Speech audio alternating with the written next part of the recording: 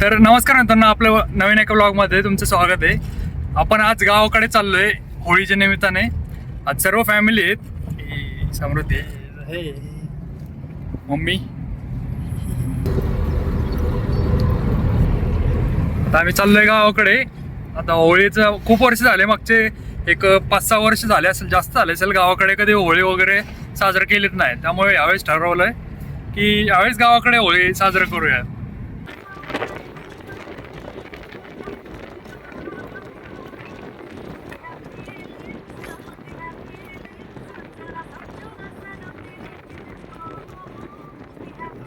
आपण आता आलोय गावाकडे. हा इकडं आपलं इकडं असा विषय. मम्मी ही आपली चंपोली.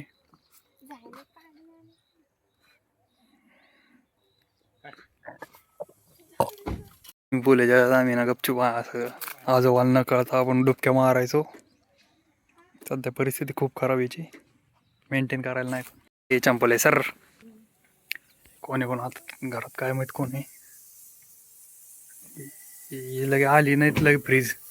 हे आमच्या रेणुका ताई आहे, म्हणजे काकू आहे माझं. पण मग यांना ताई बोलते सगळे. आता ते लाडान ताईत नाव पडलंय. ओ काय हाय, हॅलो काय ऐक नाही. ब्लॉग बनवतो एवढा मोठा आहे. मी काय कोणाला बडबड करतोय, करा हाय मग पटकन. म्हणणं हॅलो मंजूर, म्हणणं हॅलो, म्हणणं हॅलो हॅलो. गोणे आहेत. आता किती क्विंटल आहे काय हे काही सांगता नाही यायचं, काही विषय नाही. आता हे अंजीर झाडांची लागवड केली होती माग एक 1-2 वर्ष झालते. पण आता वैतागून झाडं तोडण्याची वारी आली.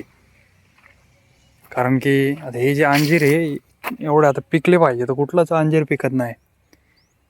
बघू शकता अख्खं अर्धा एकरमध्ये पूर्ण अंजीर झाड होते. आणि काहीतरी 2-3 वर्ष खाली झाड लावलेलं होतं.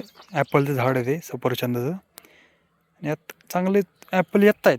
पावसाळ्यात जे आहे ना, पावसाळ्यात ॲपल येत आहे. 2-3 इथे समोर लाईव्ह एक्झाम्पल दिसेल तुम्हाला. बघूया, हे बघा हे ॲपल छोटे छोटे जे इथं दिसायला ते काकडीसारखे दिसते. काकडी समजा नाही. आता मला वाटतं इथं काहीतरी आंब्यात झाडं लावले होते. मला आणखीन आठवतंय खत वगैरे सोडलं मी मागच्या वेळेस.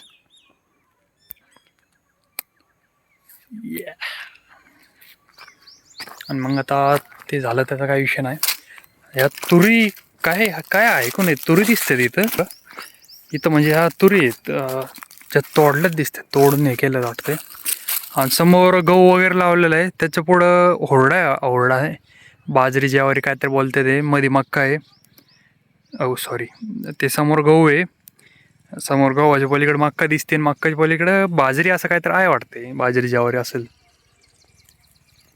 बघू शकताय. ही आपली शेती आहे गरीबाची, जास्त नाही, 10-12 एकर आहे. आता ही आपली विहीर आहे. आता विहिरीत पाणी वगैरे बघू शकताय, असं नाही दिसणार.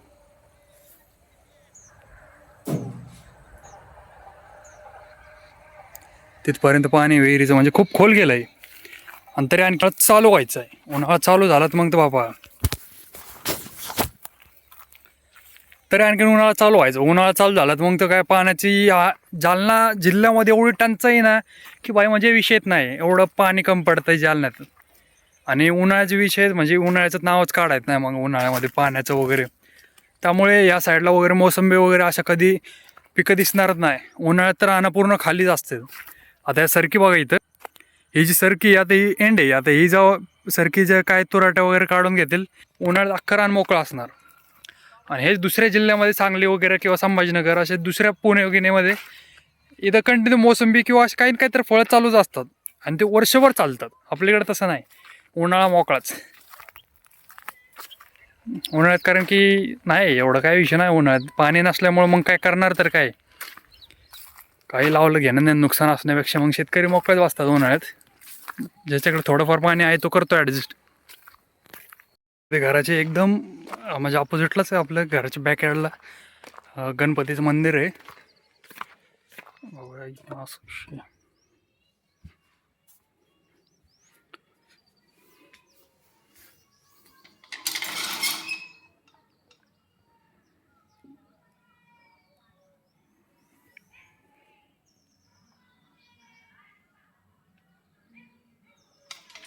आज तुला मी म्हणजे याच्यावर आम्ही कंटिन्यू एवढं खेळायचो ना की म्हणजे काही विषयच नाही भाई.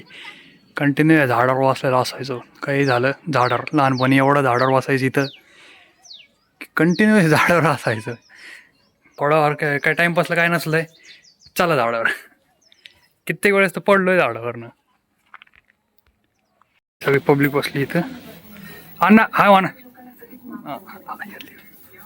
अण्णा